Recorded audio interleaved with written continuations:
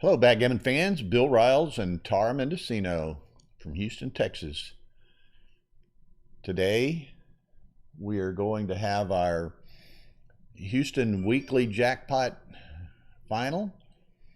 Two great players, John O'Hagan and Victor Ashkenazi. They'd met a time or two before in our events. They know each other well, and these are two of the absolute best players in the world. On the Galaxy, Backgammon Galaxy server, Victor is currently the number 4 rated player in the Galaxy ratings at 30.56, and John is the number 6 ranked player at 30.35. With a 17-point match here today, we're John to win. We may see a little bit of shifting in those rankings. So in addition to just the championship itself, and just they're both great competitors and they always want to win. And of course, there's a little prize money on the table, but there's also those rating points too, and that comes into play a little bit. These guys, they know each other well. They're good friends. They greatly appreciate each other's game, and this should just be a superb match. Almost every week we've got John or Victor or Chris Trencher, Michael Niagu, Sean Garber, Ray Fogerlund, Amir Golagab, Rudy Longenbach, any number of others, Steve Nelson, in the finals of these events. We've really been fortunate to have a great continuing support group of great players, and each week, man, we're getting some superb play. Now Tara is watching the screen here for these guys to start. Let me make sure that John, I'll text him here so that he knows that we're ready. Victor and John both know that we're ready. And we'll get started here. It's going to be a great match. I've got my trusty sidekick Guinness in my lap right here, so he's gonna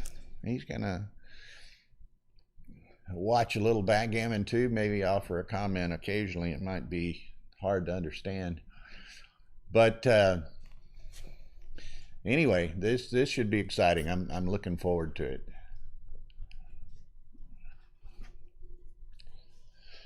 Now, as I've said, these John and Victor are two of the absolute best players in the world. So they, I'm a reasonably competent player myself, but I'm certainly not going to be able to critique or correct things that they might do. Even at times it's difficult to predict things that they might do, because these guys are truly the elite players of the game. Certainly I'll try to explain some of their plays and some of their moves for our viewers to perhaps appreciate, and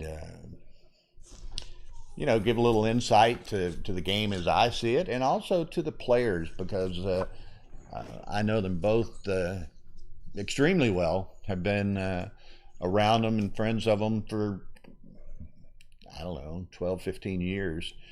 So they've been in a lot of our tournaments. I see them at other tournaments. They've played internationally a fair amount. They're widely recognized around the world as two of the best players in the game. I know back in, I believe it was 2005, John was in the World Championship final in Monte Carlo, lost to another American, Dennis Carlson, in a great match. Victor's played internationally quite a bit. At one time, 2 or 3 years ago, he was the number 1 ranked BMAB player for a period of time. So, it's fun to see them play, and I'm sure they, like the rest of us, are looking forward to live play resuming, hopefully relatively soon. We had, and I'm not sure of the how it went off or how many people attended, but Ross Gordon had a little live tournament in Connecticut yesterday.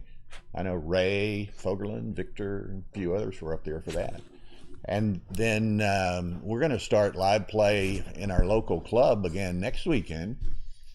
And then as the year progresses, hopefully, and things continue to improve with respect to COVID, perhaps we'll see many more live tournaments. I know in the States, Carol Joy Cole's 4th of July tournament is on for now. So that'll be the first larger tournament in the United States to play. We've got several coming up in Europe that hopefully will come off. Monte Carlo is scheduled for the last week in July, I believe, at this point. And then the World Backgammon Federation's team championship and individual championships are in Trier, Germany. What is that? Late August, early September, I believe. Tara and I are going to be on the staff over there, providing all of the streaming and videos and interviews, brackets, social media, you name it. And still waiting on these guys to play here. Let me just call John and see what's going on, because what is this, 12:06.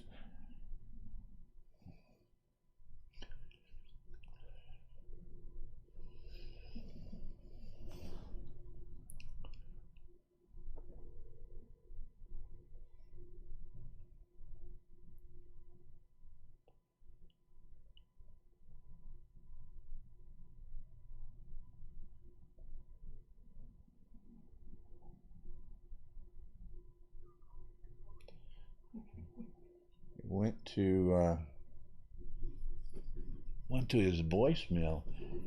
I can't imagine that all of these matches have been on Galaxy. I can't imagine that they decided to play somewhere else and didn't alert us.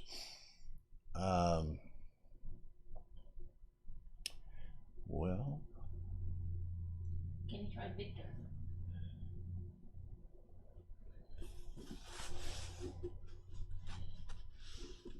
Can you make sure all your filters are off and everything so that can you see those names?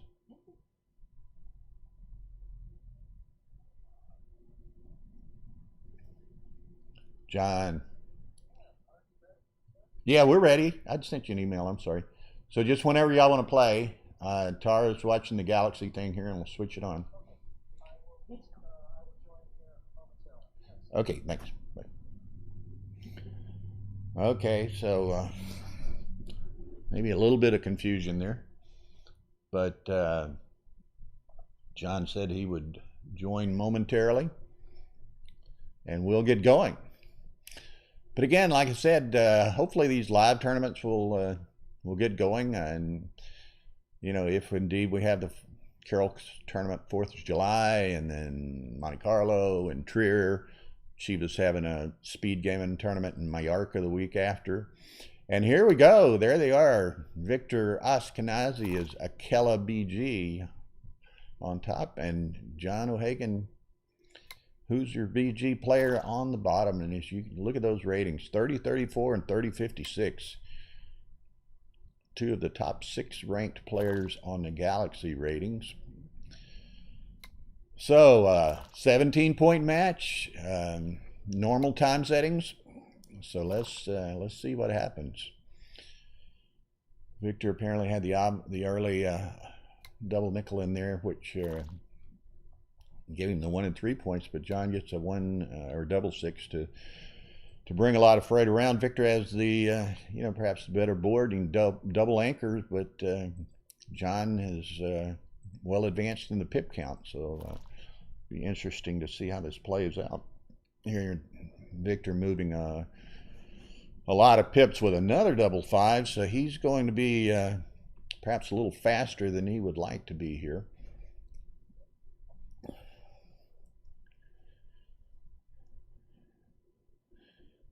And that's kind of his dilemma in deciding what to do here. He's just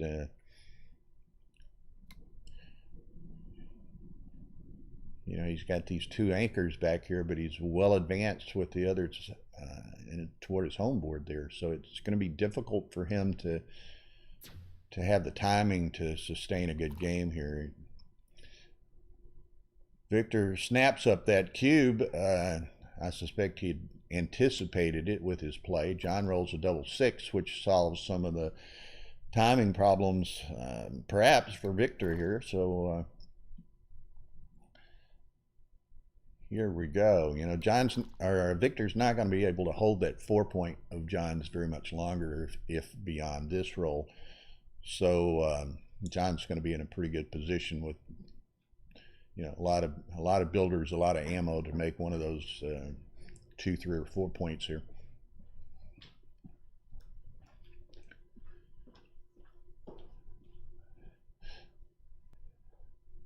It's been kind of an interesting first game. It's played pretty simply for John with the rolls that he's gotten. Victor's been faced with a couple of difficult decisions here. Again, I think he had anticipated that cube and had already decided what he was going to do with it. So he just snatched it up when John offered it to him. And then John, replied with the sixes, which, made the timing situation quite a bit better somewhat better for Victor. Victor's still faced with the distinct possibility of giving up John's 4-point right here.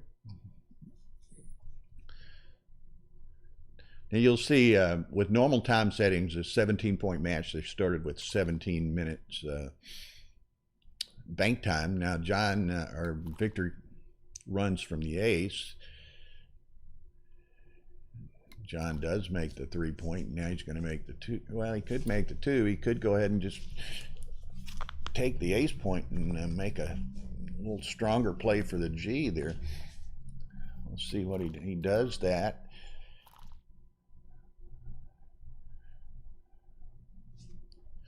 Now Victor's got 2 blots over on the far side too, so John's got a little bit more flexibility.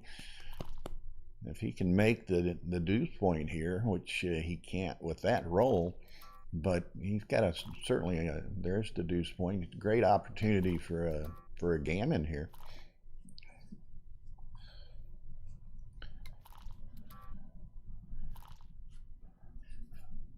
4-2 clears the bar. Oh, there's the 6-2, the only blotting number. Really, big doubles blotted for him. But he gets hit right out of the gate. Victor can't cover either blot in his home board, though, so pretty critical role John's got coming here.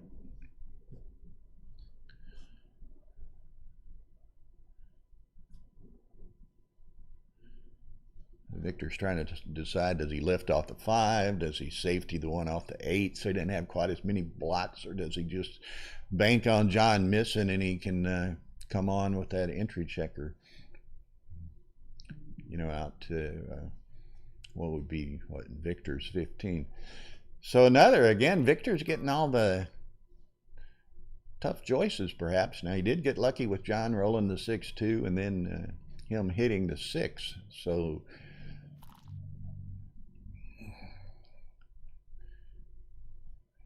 here we go. Victor probably momentarily thought about sending that cube back, but he, he's 43 pips down. He has 2 blots over there, which he may not cover both. He can cover 1 now. He could cover the one on the deuce and pick up the one on the 5, but he's a lot of pips down. So any 5, there's the 5. Now John's back in a superior position, having re-entered.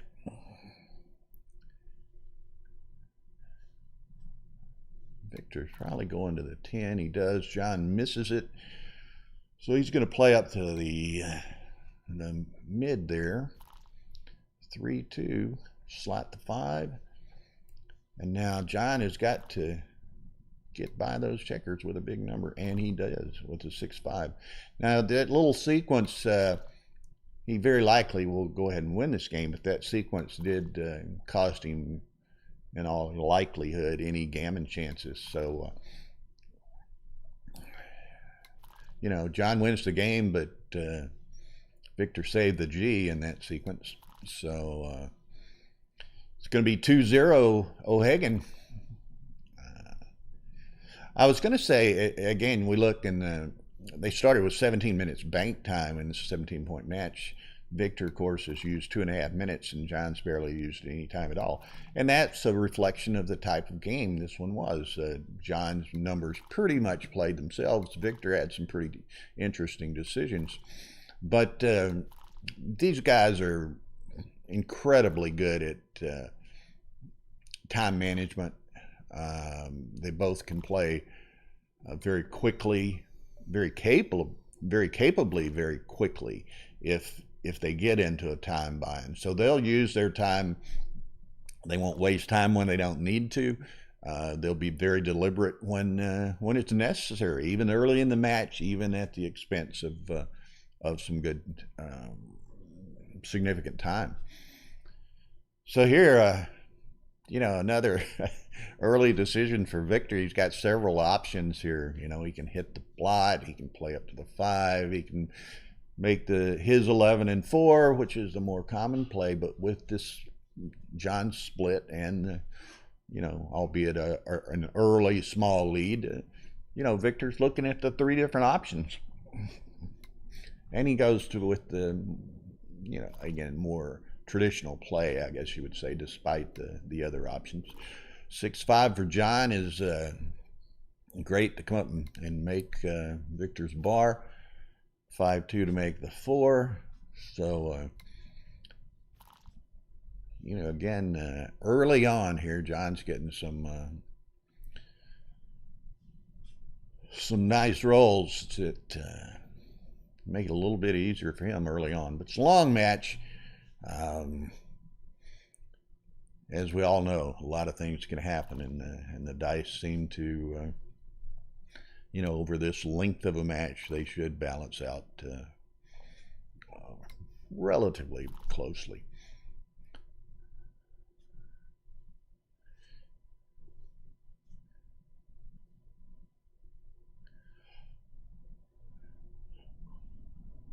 So he's going to come to the 10, I presume.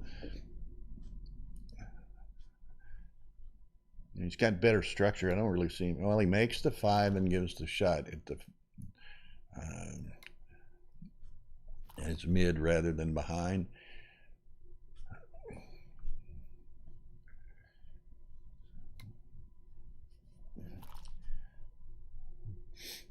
Okay, so not much contact left here in an almost dead even race. So no advantage particularly to either.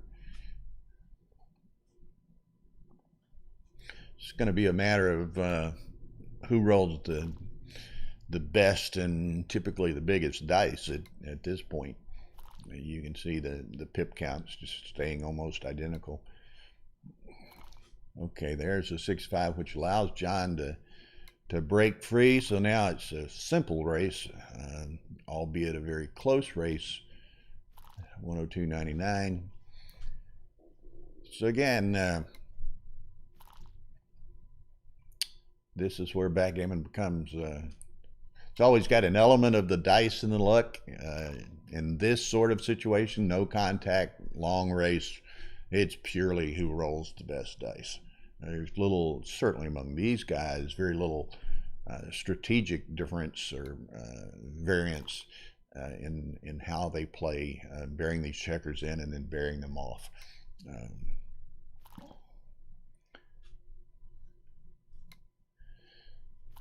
Okay, they're both all in with none off, so it doesn't get much closer. John's on roll. So he has that bit of advantage, so he was 3 pips back. There's a double nickel. This one might end on the next roll. 6-1. Now Victor's got a pretty commanding lead. He's going to cash this. John's probably going to drop it. So we're 2-1 O'Hagan. Okay, Victor gets the good opening roll this time.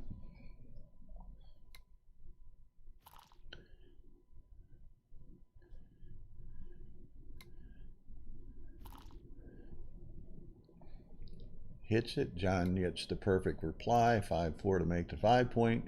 Victor's going to make the mid and step up. Okay. Now you can see how John played that with the 2 blots there. You know, some less experienced players might play that safely.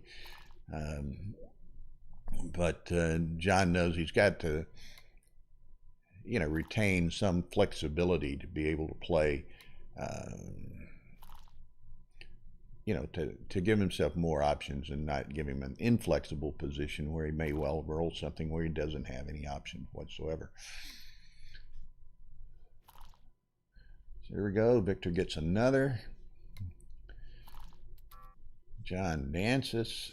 So now he's going to be at a substantial negative pip differential here.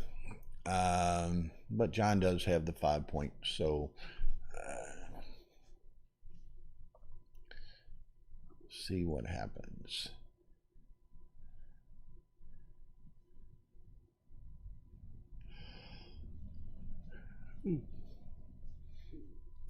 It's kind of an intriguing little positional play for Victor here. He'd like to get the trailer moving if he can, but he doesn't have much to do with the lead blot either. You know, John's still got one in the air, so might be an opportunity for Victor to escape. And he tries it, but he gets hit with the 1-6. Dances with a 4-3, 5-4. So Victor's going to hit. I thought he might come out with the other with 2 in the air, but there's John. Oh, nice roll. He leaves all the blots, but or 2 of the blots anyway. But a 6 moves a lot of freight, as they say. He may come all the way around to the deuce point. Yeah. Victor, nice roll to make that anchor against a rapidly developing board. Okay, so John will make the bar and step up. Gonna make the 9. Okay. Now John's gonna, let's see where he's up. He's probably gonna just step up and then play in. He's got a 15 pip lead.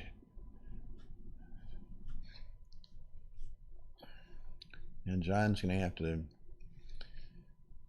try to bring one of those back guys around here pretty quick while he's still got a good board. And so he needs to a 5 or 6 on the next roll. Victor's in anticipation of that. He's trying to decide what might be his best strategy to defend against what John is going to want to do. And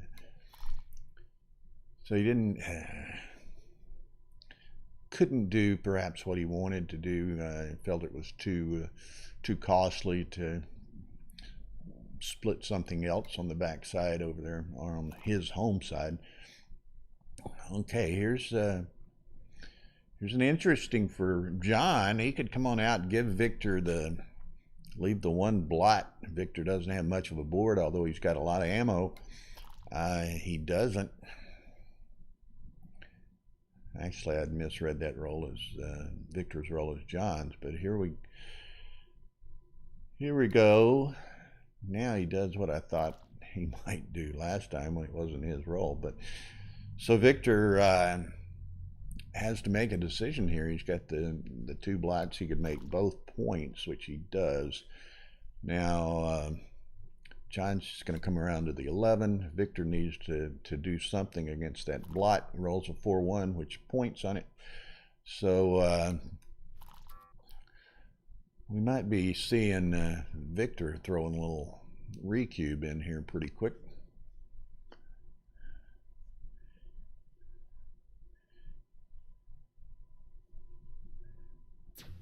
There it is.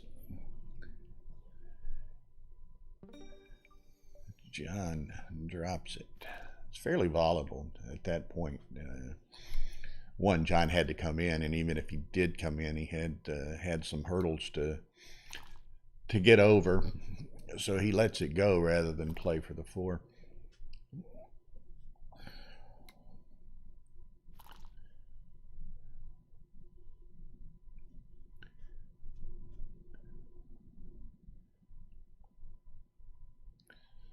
A great way to spend a rainy Sunday afternoon in Houston, Texas, watching a great backgammon match like this.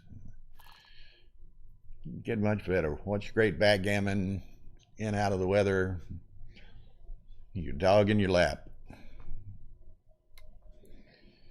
So again, double 5 was kind of a little bit of an awkward number for Victor, but he comes back with the double 6, which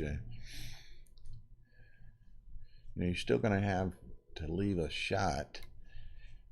But if John misses it, Victor is in a pretty commanding position.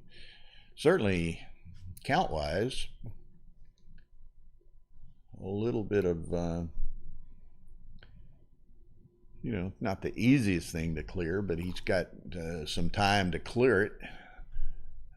So he rolls on. The 4-3 was a nice number. John 6-3 is going to make the 4. Now it was with that number, it become a bit more awkward, and now Victor can't clear, or can't safely clear. Okay, he gets away with having to leave the shot. Now it's coming, the cube.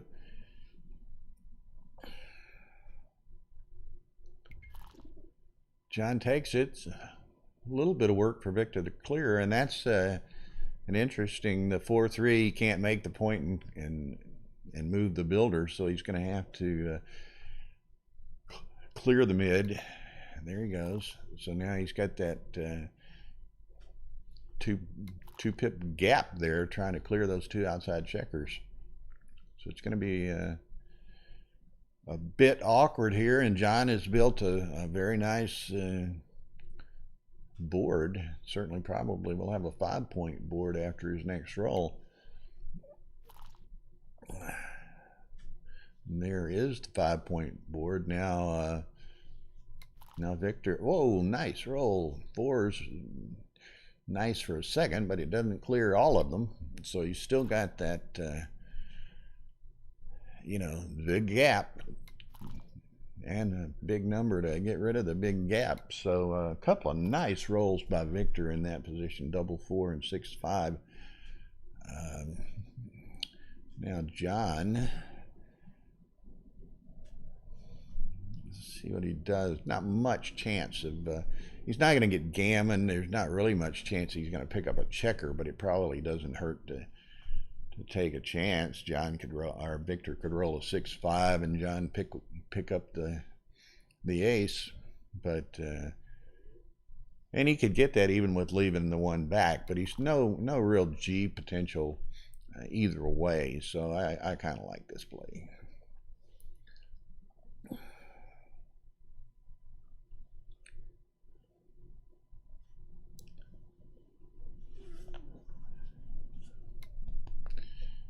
Okay, John's gone, so the 6-1, 5-1 blots for Victor. He rolls a 6-4, so it's going to be 5-2 Victor after this game.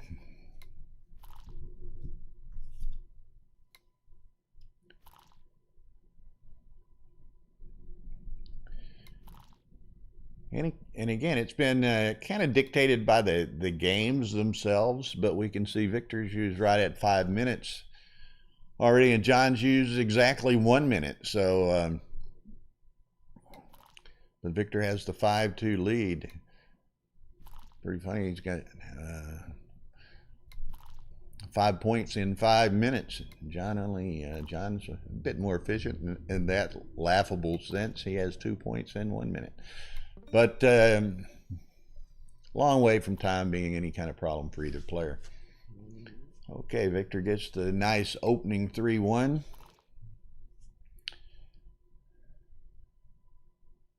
Down and split for John.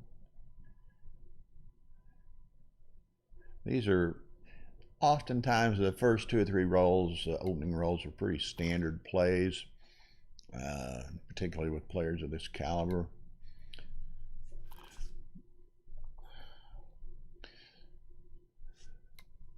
Then once the a nice double 6 for John, once the permutations accumulate, then there becomes many more options with third and fourth and later rolls. But well, and now a double 3 for John. What's he gonna do? He's gonna make the 5, obviously, come down to the 10 and maybe slot the 4. Indeed. Now John's got a 30 pip, 27 pip lead. He's down 5-2. I wouldn't be surprised, and there it is. Victor has the anchor, but he's down 27 pips. But there's a fair amount of play here. And he does take it. Okay. Now you can see John's got those 3 points outside of his home board, and he's stripped, so he doesn't have much flexibility. You know, any 6 makes for a forced roll pretty much, but a double 5 plays quite well. So looks like it's going to be another just easy walk-in game here. Now, you know, the 6-4 is out there and the 6-ace is out there, but the 5-2 is not. So looks like we're going to have a quick 2-pointer for John O'Hagan here.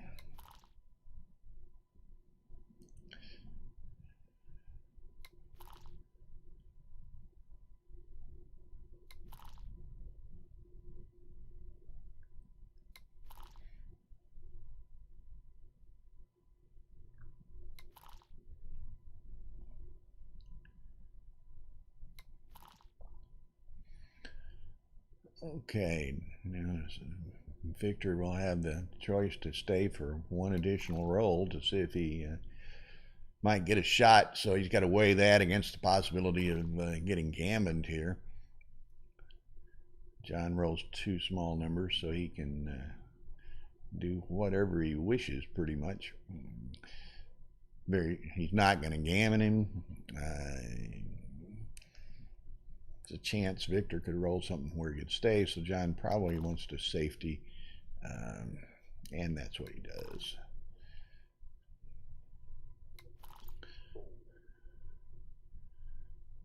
So barring a unforeseen perfecta here, it's going to be 5-4 Victor.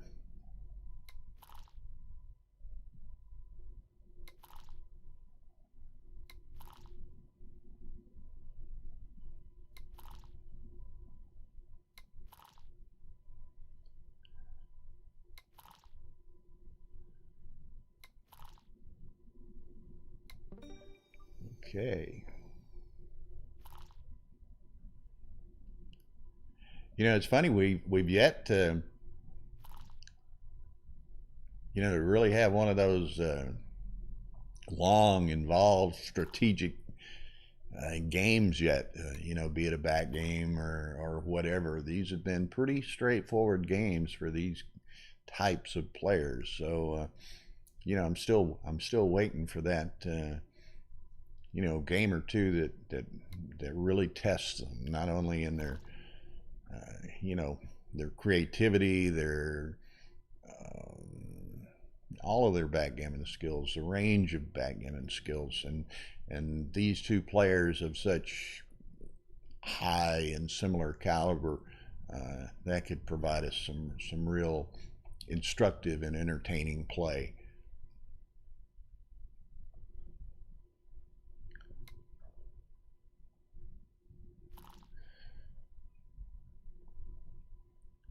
Okay, so John's probably going to make the 4. No, he makes the 5 on the other side, leaves the blots on this side, and Victor very graciously, from John's perspective, leaves those blots alone.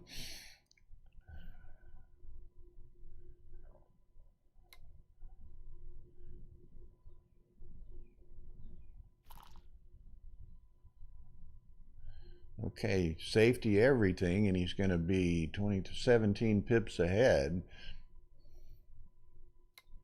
Well, he doesn't. He goes, puts the 2 up. Nice, very nice play, and that would, my first reaction was just safety everything. I got a big lead. John made a bit of a bigger play by putting 2 up, which is, in retrospect, doubtlessly the correct play. And then with the distribution of checkers he had, Victor came in with only one of the 2 checkers. John was able to cash it, and we have an even game. Okay, 6 is all but forced. 6-3. Maybe John comes around with the back checker there with the 2 blots on Victor's side of the board. Might be a good opportunity to put that checker on the back of his prime and try to, but he puts it on the front. Victor accommodates him by hitting it.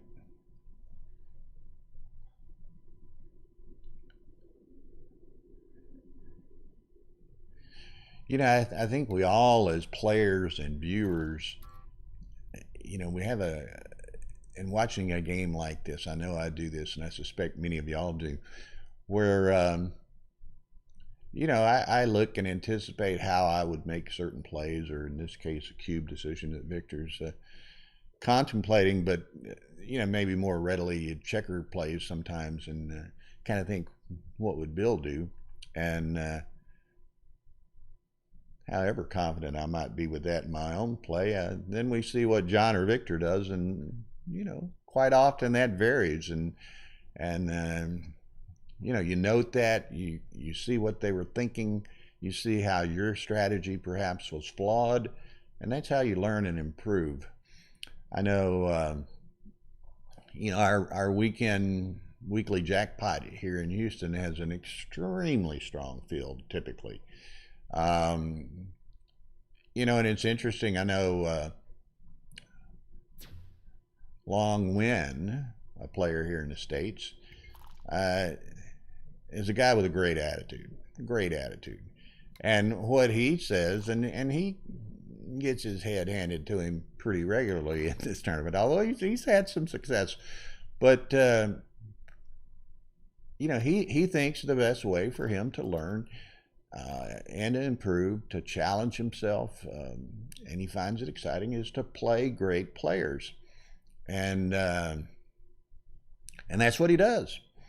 And, he's not yet to an elite level, but he's greatly improved his game, through the last year, certainly through the pandemic, when, people are playing a lot of online matches. But I know Long plays in our tournaments. He plays in artist tournaments, and he's getting a lot of exposure, a lot of play. He's having a lot of fun.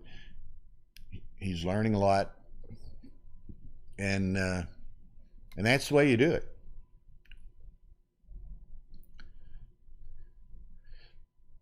And again, we're getting into a bit more of one of these complicated strategic games that I had referred to a bit earlier. Now this one, this one's interesting, and so we'll see. John has the 1-7-2 anchors back there. He's 50 pips back, though. Victor's got this one checker trailing that he's got to extricate in some fashion. Nice 5-1, but still yet he's got these. He's got the one checker he's got to get out, and he's got 3 checkers stranded back here in his outfield. So, let's see what happens. Now, how does John force this issue? Does he play such that force Victor to play and maybe crack? Or does he, play much as he did there and, perhaps force the issue on his part and give Victor some other opportunities?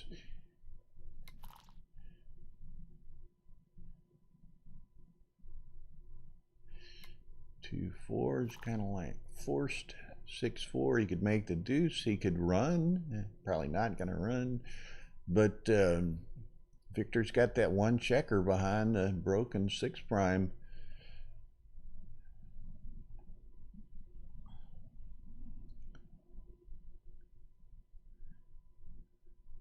Now he could come out to the bar and run the other. No, he goes this route. I was going to say he could have duped 3s. He chose not to. Now we're in a real stalemate here. Now John could make the, let's say he could make the deuce. He could slide on the deuce as he did. Now Victor's got to immediately roll a 6. Pretty immediately. Now he's got to contemplate. He saves the 5. Or he saved a 4, I'm sorry. He'll save the 4 again. There John enters with a 1-6. Victor needs that 6 to come to jump out.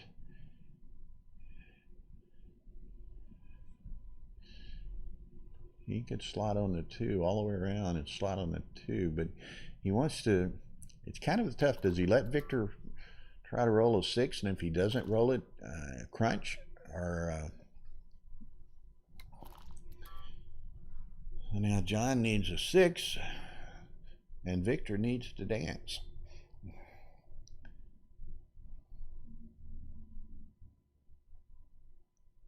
John's contemplating doing something with his cube, but I personally would be surprised if he chose to put it in play here. He does, though. There it is. Victor takes it. Now Victor wants to dance. Let John crunch if he can't roll a 6. There's the ace-6. That's backgammon, folks. It's a risk-reward evaluation at every play.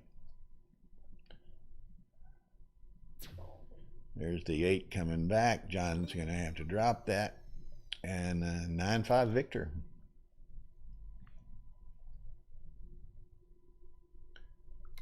That'll be an interesting recube to go back and look at. And knowing these players, I suspect they were right.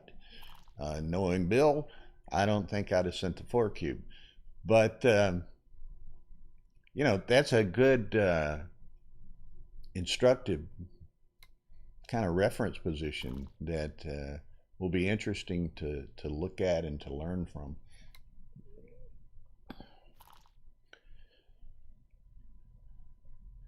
Now, does Victor hit? Yes, he could have made John's bar point, but there's not much defensive stuff going on John's side of the board, so he decided to go ahead and hit, and he gets out. So now Victor's going to have to mix it up a little bit and reply. Okay, John can't do anything. He'll slot the 5. Well, 4 or 5.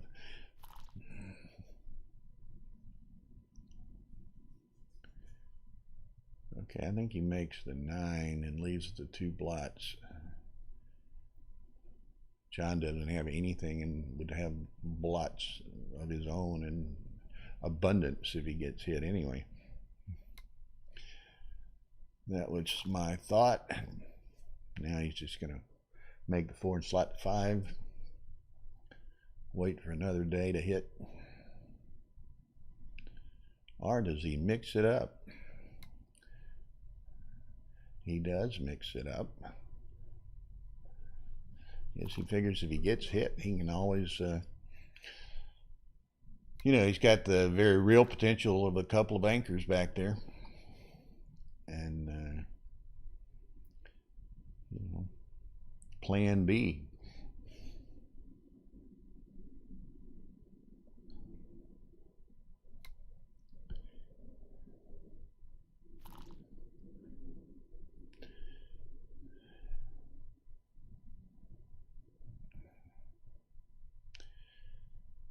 Victor doesn't have much he can do, perhaps, other than to hit and go on. But it gives John a lot of timing, flexibility, and so forth to try to regroup here. Now John needs to go to work in his home board. Here he makes the 3. 6 is for Victor, so it's going to speed this game up. That 3 or 4-5 positioning against 3 points, probably, perhaps 4 points out here. It's going to be a little awkward for Victor to bear in against. John hopes to be able to make or start the 5 here quickly, but does Victor hit on the ace, make that point, or does he play to the bar and make the 3? And that's his choice. Again, keeps his checkers a little bit more connected and organized in that fashion. John rolls a double nickel, which is a lot of freight, makes him go ahead and give up one of the anchors early. Victor's 47 pips up, but kind of an awkward structure. So, and with the lead, I don't think he wants to put a big number in play here.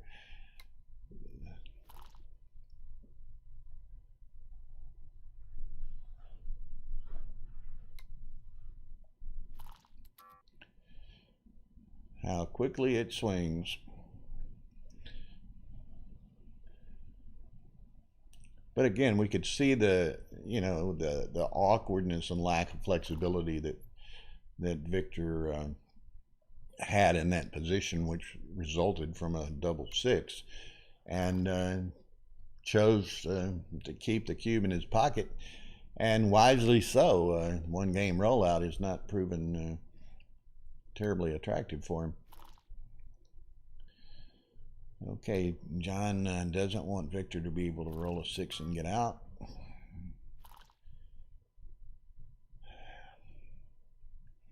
he do? He comes out and goes to the 3, needs a cover for that ace point, a direct cover, and Victor gets the 1, but Victor doesn't have a sweet 5 either. Whoa, double aces, which will hit and make the bar. So now John, probably such, he can just play on for a few rolls here.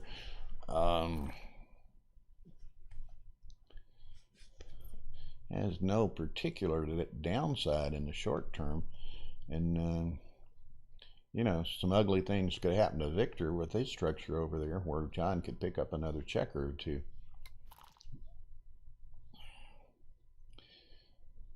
And it just got more awkward for Victor.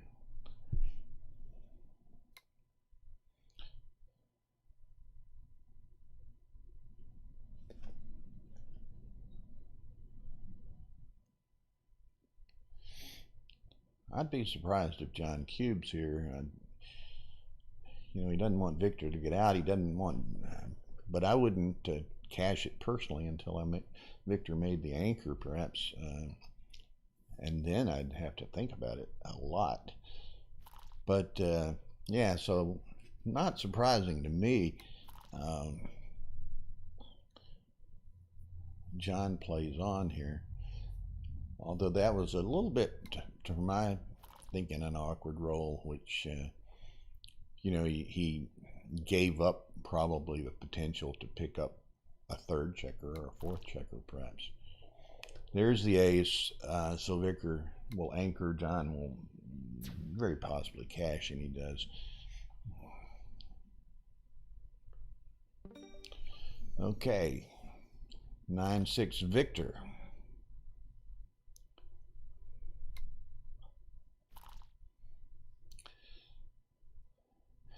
Again, that one, I thought it was going to develop into a real long, strategic, hard-fought game, but they both rolled a couple of large sets, which kind of accelerated the game, and it didn't develop as I thought it might.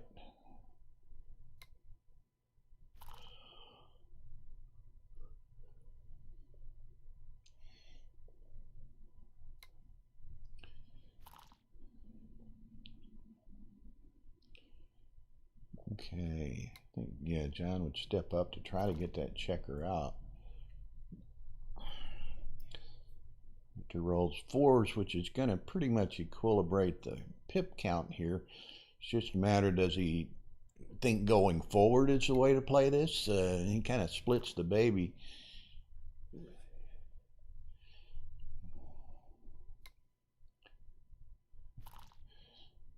Okay, sixes, so Victor can make 2 inside points. John's going to have to perform, or gets the ace.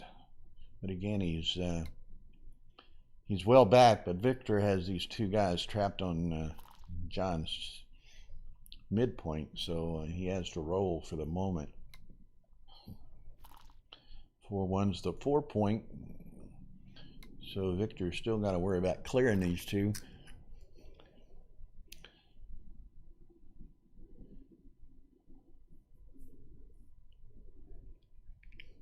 Not the number, not only not a number Victor would like, it's not even a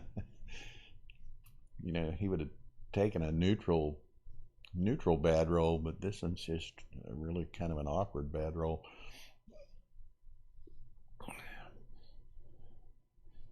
Now he can play it, obviously, where there's no direct shots. He doesn't want to leave that with John's good board over here, but and John's to the point where he may have to, he can probably survive a roll or 2 before he has to break the mid, which will give Victor the opportunity to get off of that John's bar point with those 2 guys. But Victor's got to look at all of the options here, and he hits dance. So this is a cash, and I don't think there's any way John can take this, even at the score.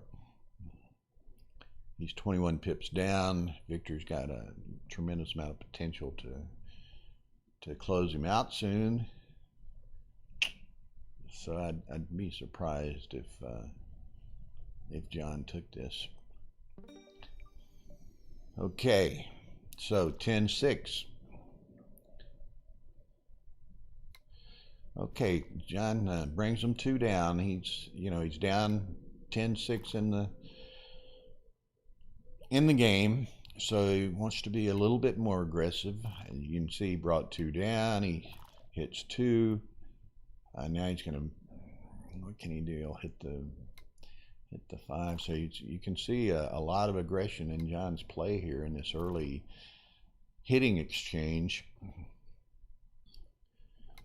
And if it doesn't work, which it didn't particularly work, he kind of falls back into, in this case, kind of a 1-5 back game, which is not necessarily where he would want to be, but it's where he ended up.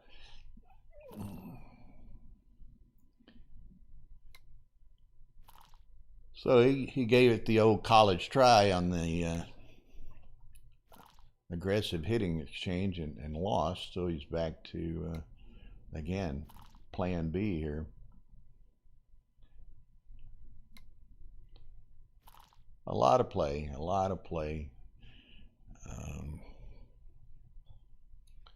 John recaptures the 2 anchors, and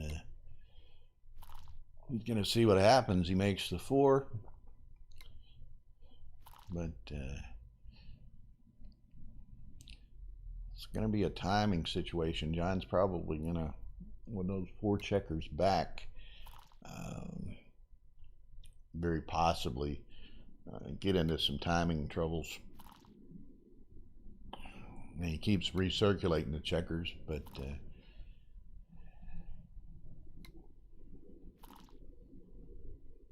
it's kind of interesting. I was thinking back, and I think I first heard this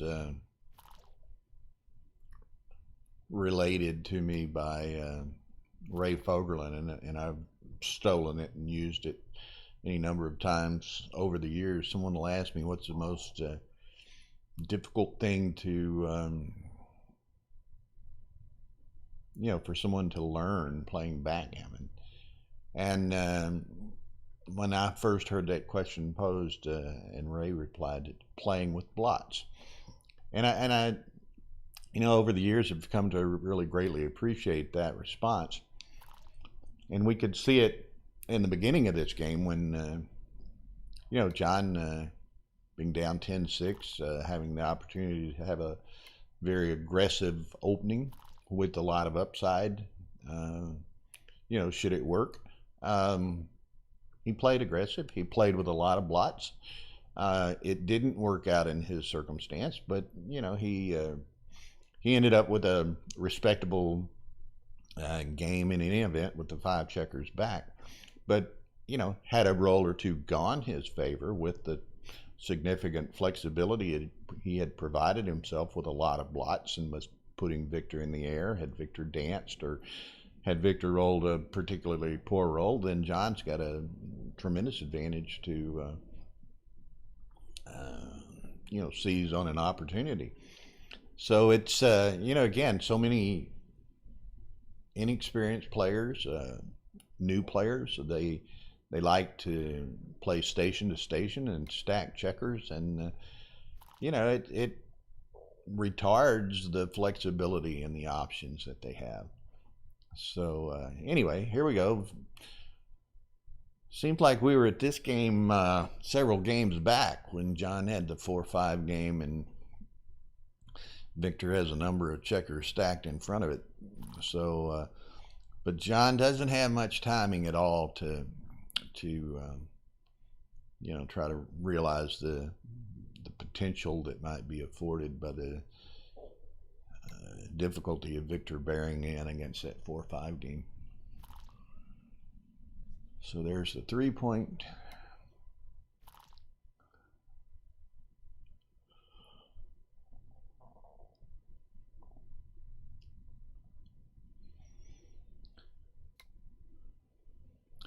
And again, the timing was that John had to give up that point early. This is almost exactly where we were 3 or 4 games ago. And it's going to be difficult for John to do much with this unless, a couple of good awkward rolls go in his favor.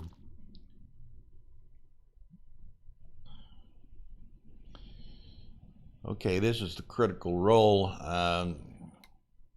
by Victor. He's got a big lead, but he doesn't have much flexibility, but he goes ahead and makes John pay to see the roll. And perhaps he improves Victor's position. He doesn't have to leave a blot. He perhaps improves ever so slightly. He rolls another 3-2, which is going to let him stack those checkers that much higher on the 6 and the 7. But again, he's I think he's improved his position by the 2-2-3s.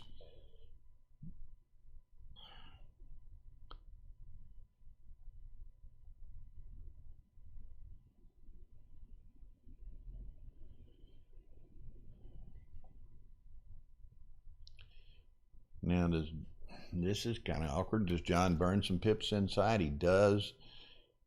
6-4, there's a shot. So we're probably going to hit on the ace and play to the deuce, I suspect. Yeah. Ace six, nice roll. He's going to hit and come out.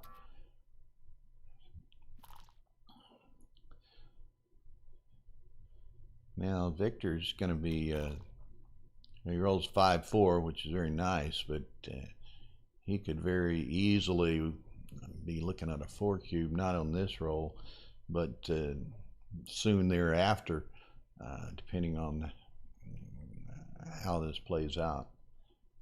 I mean, if John rolls a deuce, he's going to hit this guy on the 5. I can't imagine, I don't think Victor's going to come out and leave him the open 6 hit. So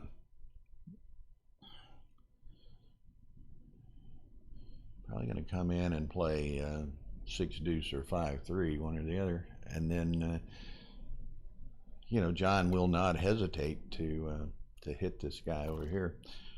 There's the deuces. Now the question is, do you hit and lift, or do you hit and bring some ammo around? He lifts. Now he's going to send this 4 cube back to Victor. He sends it now. It's a tough, close call for Victor. Probably a take, but he might not want to give John the opportunity for 4 points.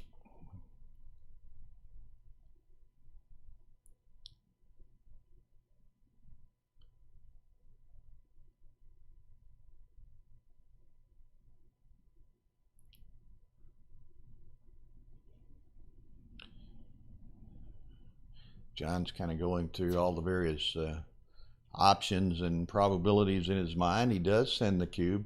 Now again, this is okay, Victor gives it up. It's you know, that was probably a fairly close call, but you know, Victor had the 4-point lead. He didn't want to give away the 4-point lead on just the luck of the dice there.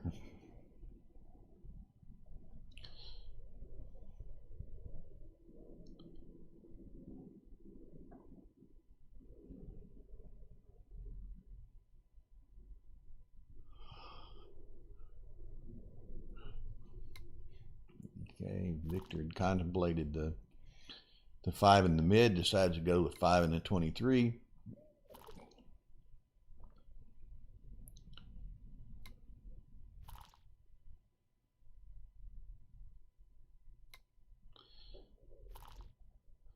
Okay, there's the bar. So now Victor's got a, you know, he's got a 5 prime with John 2 back from the front of it.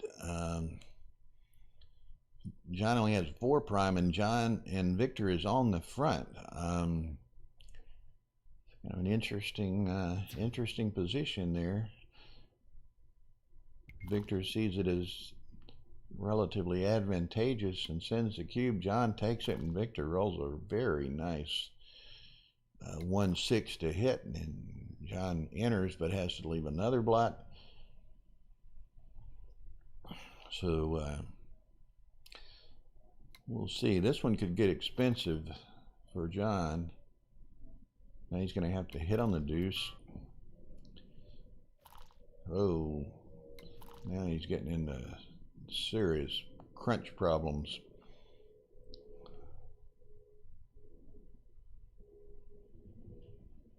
You know, it was interesting, as you saw there, Victor, I think, was 6 pips down when he sent that cube, but he had a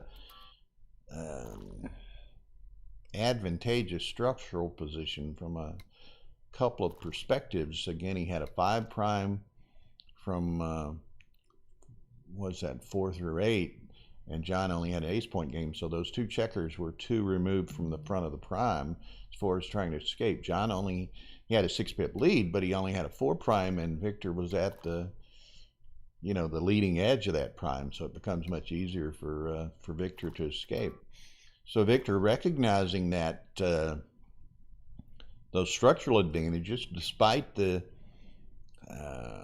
you know, being a wee bit behind in the race, he sent the cube. John, I think, fully obviously appreciated the advantages which Victor noted, but you know, John had a couple of things in his favor too. He could he had the pip count lead. He could have slotted on the checker on the deuce point, and Victor danced a roll or two, and it swings the other way. But this one swung Victor's way, and very possibly we're looking at 4 points here. Gammon 2 cube. I'm going to clear the 7 here, probably. No, he doesn't. Many people clear the 7 in that case. Give him the indirect shot, but don't leave the potential for the 6-5.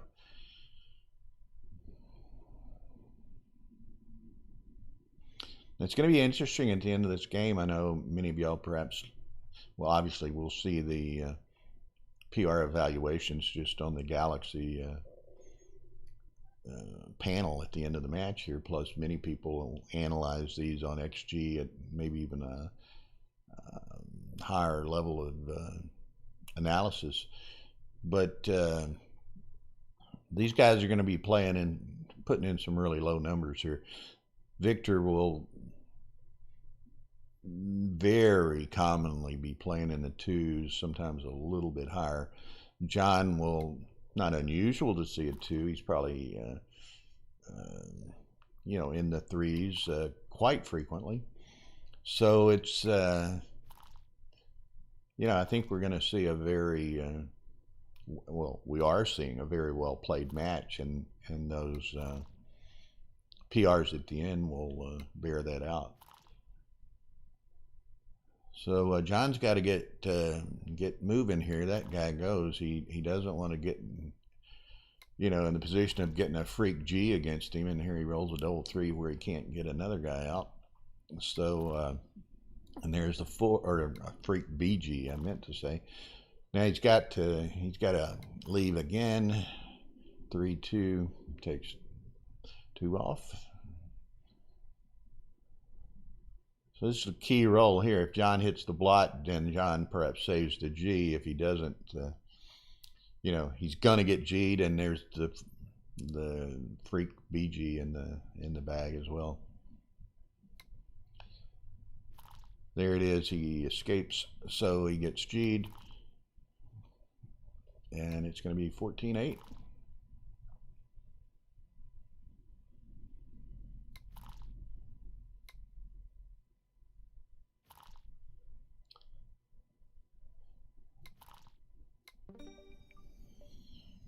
Now, what we can see, again, Victor's used 12 minutes, and he's got 14 points. He's doing well. He can play well with 5 minutes. John, hasn't had to use as much time, but what that gives him, he's in a position now where he's going to have to try to claw back from a pretty good hole. But he's got plenty of time to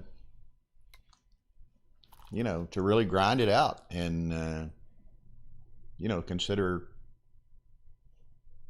every potential equity advantage or squeeze he can get out of the rolls that he's provided. So he's got plenty of time to try to make the best of what he gets. Victor's going to make the 4. Okay, John's going to slot the floor and come 6-5, double 4s. So good fortune continues to rain down upon Victor at the moment.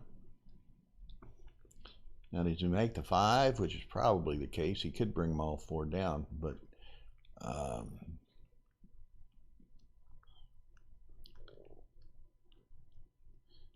could make 2 interior points, but I suspect he's going to make the 5 from the mid.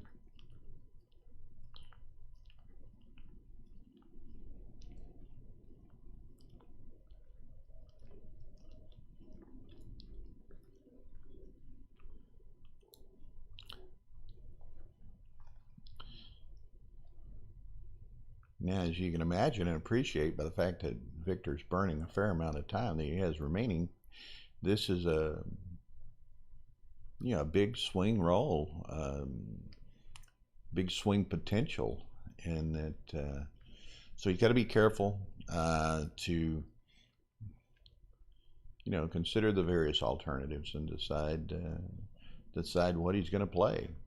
And, you know, again, many of us, myself included, I would have, rightfully or wrongfully, and oftentimes wrongfully, I would have pretty much made a snap move here.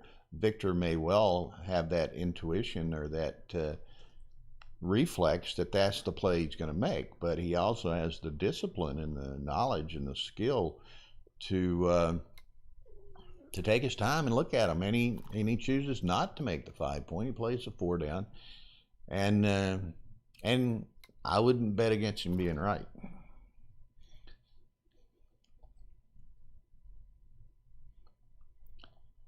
Okay, but he gets burned right off as a result of it with a 6-1 to play. It probably would have burned him anyway. I think he would have ended up having to leave one on the mid, but now he's going to have to leave a direct shot. You know, he had a lot of potential and flexibility the way he played it, and he rolled a 6-1, which he couldn't handle, but John misses it, and now he's in really a strong position. Little chance for the G, so he just takes the cash. And it's 15-8. So the hole's getting deeper here. John's really going to have to rally here quickly. And of course, that allows him to be, as we all know, allows John to be a bit more aggressive, and certainly requires Victor to be maybe a little bit more conservative, play a little safer, not put the big numbers in play. So, you know, that's an interesting and great part of match play backgammon. Match equity, various scores, has a great influence. And there you can see John's going to put it in play early on. Now he's going to make the 5 and go for the gusto on this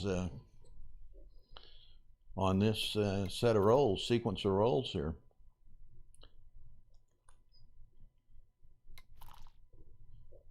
Nice roll by Victor, but Victor's going to have a 12 pip lead. John's got a lot of potential with structure here, but you know, he needs the dice to allow him to take advantage of that. He's got to be careful with this trailer back there with a 4-point board. So what's he do? He's going to maybe step up into it and play 13-10 and hope he survives the roll and can then go to work against Victor.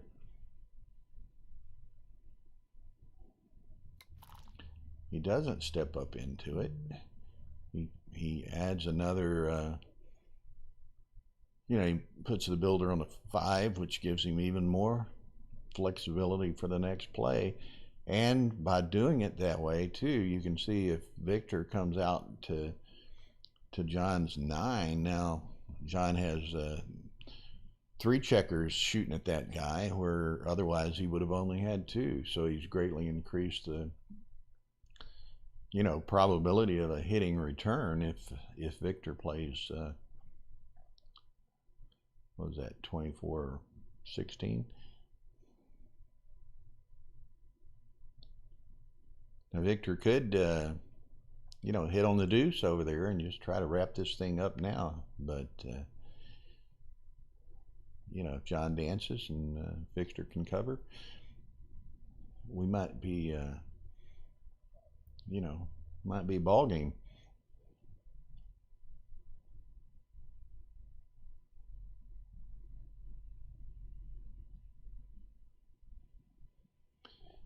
Again, we're one of those key strategic decisions, tactical decisions here. And you can see Victor's gone from, he had like 320 something before this play.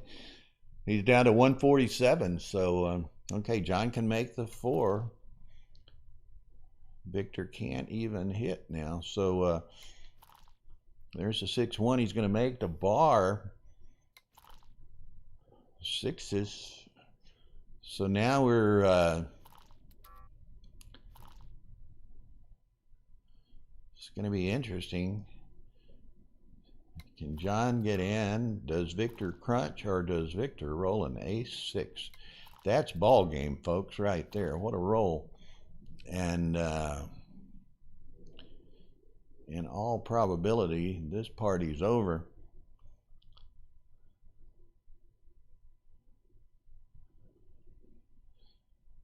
Again, Victor wants to just be absolutely certain he makes the best play here and doesn't leave the potential for you know, a bad big double or something of that nature.